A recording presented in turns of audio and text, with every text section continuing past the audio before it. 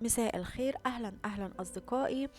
أحب أعرفكم بنفسي. أنا جيهان مصطفى، معالج بالطاقة ومدربة تنمية ذاتية. وموضوع الفيديو النهاردة عن أهمية التأمل في حياتنا الحالية اللي مليانة بالزحام، اللي مليانة بالأفكار، الضغوطات، اللي مليانة بالضوضاء، مليانة بالعديد والعديد من المشتتات. كل الزحمة دي العقل بيكون تعبان منها، الجهاز العصبي بيكون تعبان منها، عايز ياخد راحة.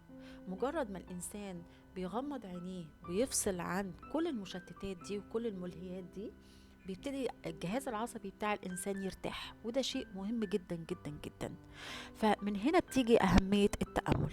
يعني التأمل مش مجرد إن حد قاعد ساكت، ولكن التأمل هو إسكات الأفكار. التأمل هو أن الإنسان يكون في مشاعر متزنة، يحاول أنه يوجه تركيزه للداخل، للسلام الداخلي. يحاول أنه في اللحظة دي يكون عايش في اللحظة الآن، لا هو عايش في الماضي، ولا هو عايش في المستقبل، ولا هو عايش في موقف ما معين مر بيفكر فيه. يسمح للعقل أنه يهدى، يحاول يوصل للسكون، يوصل للاسترخاء. من هنا هيبتدي الجهاز العصبي بتاعه يتوازن، يرجع للفطرة الأصلية بتاعته. من هنا هتبتدي هرمونات السكينة تبتدي ان هي تتفرز تاني، وبالتالي التردد بتاعه هيترفع، وبالتالي الوعي بتاعه كمان هيترفع. في العالم اللي حاليا موجود في وسط كل الضغوطات، في وسط كل الأفكار، فعلا في لحظة الإنسان محتاج فيها إنه يفصل تماما عن كل الضوضاء دي، إنه يتعرف على الطبقات بتاعته، يتعرف على مشاعره، يتعرف على أفكاره، يعرف العمق في أسباب الرغبات بتاعته، يبتدي إنه كمان يتحرر من الأفكار السلبية المتكررة معاه، اللي بتسبب له مشاعر سلبية أو أفكار سلبية.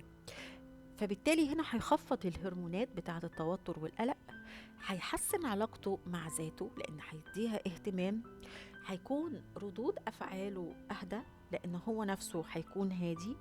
العلاقة بيننا وبين نفسنا كمان هيكون أكتر لطف، لأنه ابتدى إنه يعرفها أكتر، ابتدى إنه يدخل في مساحات أعمق من نفسه، فيفهم حياته، يفهم ليه قابل الشخص ده، ليه حصل الموقف ده، ليه كانت طفولته كده، ليه.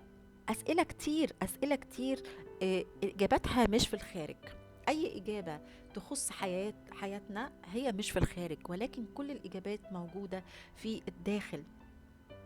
فهنا أما نوصل لمساحة أعمق من إن الإنسان يتعرف على نفسه، هنا هتكون فعلا نقلة في الوعي، هيتنقل من الضوضاء، من الزحمة، إلى السكون وإلى السكينة. فهنا بتيجي أهمية التأمل، إن هو يوجه وعيه للداخل، يوجه اهتمامه للداخل في وقت معين. لو كل يوم 15 دقيقة، 20 دقيقة، يبتدي يزود بالتدريج، يبتدي حتى ب10 دقايق، ولكن هتفرق معاه جامد جدا في انه هيسترد تاني طاقته الاصلية، لان هي دي الطاقة الاصلية، هي دي الطاقة الفطرية.